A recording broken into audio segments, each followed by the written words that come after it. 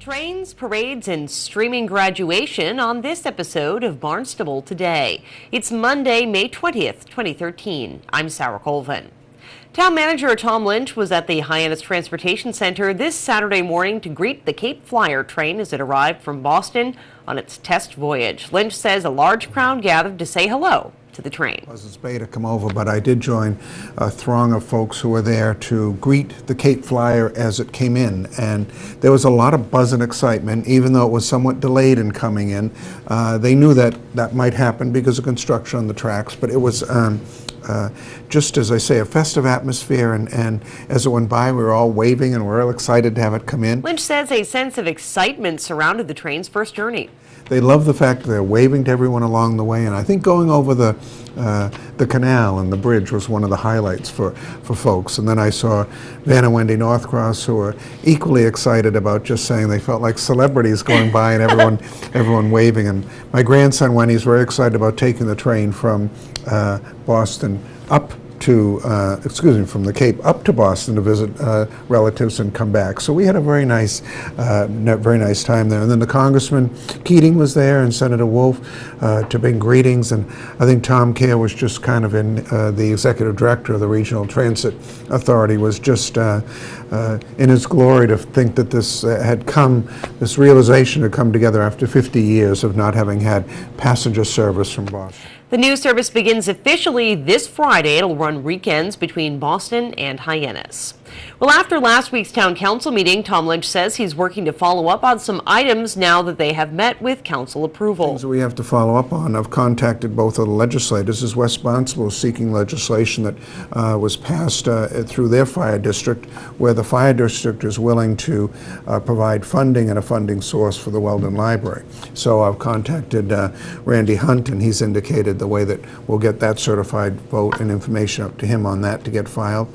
And then over the weekend I saw Brian Mantle, and he's coming in today, Representative Mantle, to pick up documentation so that he can file a home rule petition that will allow for the armory to be used for-profit use as well as non-profit. Field Day weekend is approaching. Next Monday, Barnstable's annual parade and ceremony takes place in Centerville. Tom has some details for us, too.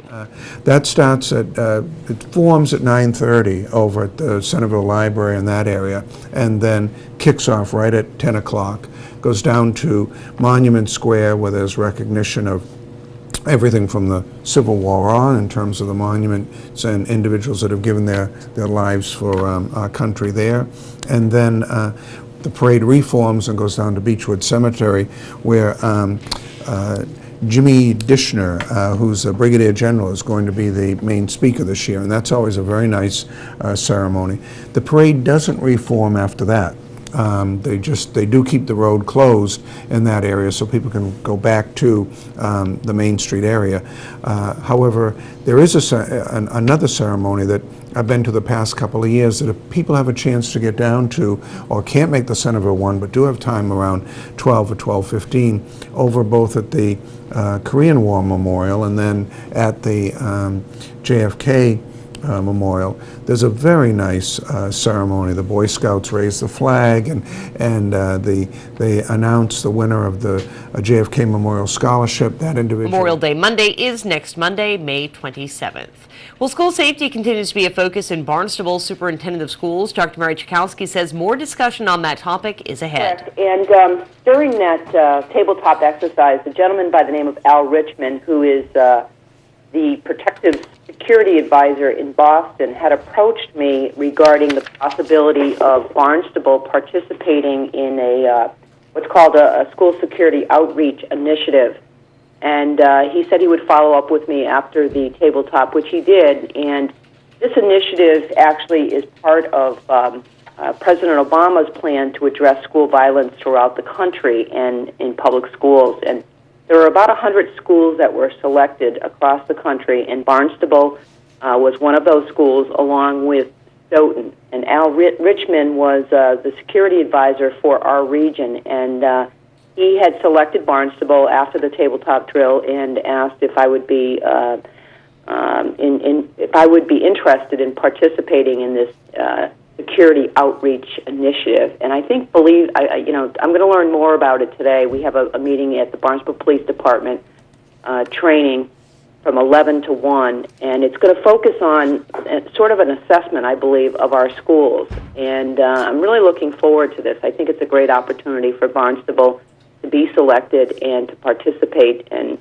certainly the more information we have to keep our schools safe, I think that And from Barnstable schools to higher education, Cape Cod Community College commencement comes up later this month at the Melody Tent. College Communications Director Michael Gross says this year you'll be able to watch on the web. Now are working to actually broadcast live through the college's website out onto the web. We did some testing on Friday and the day before, just getting this to work, and our intent is, and I know my IT people wouldn't want me to say our intent is to broadcast live from the tent on the 30th. We still have a lot of little things to work out, but it looks like it is going to work. And once this technology is in place, it's going to allow us to present more live events, more rebroadcasted events directly through our website. People can link onto it, and they can see things at any time that works for them or live as it's going. Gross says Lieutenant Governor Tim Murray visited the Four Seas campus last week. Very, very exciting. We have a unique model going, and thanks to Dean Robert Cody and a number of our faculty in the sciences and math area, we've brought together connections with K-12, with industry, and certainly with our faculty. That you talk about a three-legged stool. Those three elements of science, technology, engineering, and math are things that really the state wants to see growing. And Lieutenant Governor was on our campus last week. He met first with all of our academic partners, and those included school superintendents and faculty from a number of schools, with us sitting talking about how that works for us.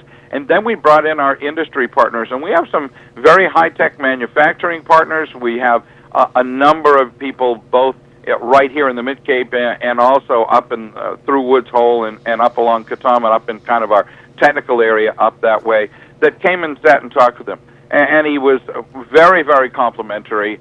He knows also, and we let him know, we really need a new science building to really bring state-of-the-art training in healthcare and other areas, and he saw that very, very clearly, that it would be a direct benefit to economics here. And so it was great to have him. It's the very first time he's been on the campus, and he spent a number of hours with quite a powerful group of people. And back to the train, of course, the Cape Flyer train service will begin officially this coming Friday. State Rep Randy Hunt is positive about this new venture. It has some good possibilities for us. There's no question about it. What I like about it the most is that it's going to appeal to a crowd that is different from the typical people that would load up an SUV or a station wagon back in the old days and then drive down to the Cape and sit in all the lines trying to cross the bridges. This really has an appeal for a lot of people who are living in the city, who want to get away, but they don't come down to the Cape on weekends just knowing or fretting about the lines at the bridges. And so this is a wholly different audience that this is going to go after. A couple of thousand people will be able to ride that train on each trip. There is a car that is dedicated to bicycles and all kinds of space for luggage. And, the combination of getting straight down to Hyannis or getting off in Buzzards Bay, and hopefully someday we'd like to see it stop in Sandwich, is going to be a new appeal for people. So I have a lot of hope that this is going to work out well. You can learn more about the Cape Flyer service by visiting capeflyer.com. With Barnstable Today, I'm Sarah Colvin.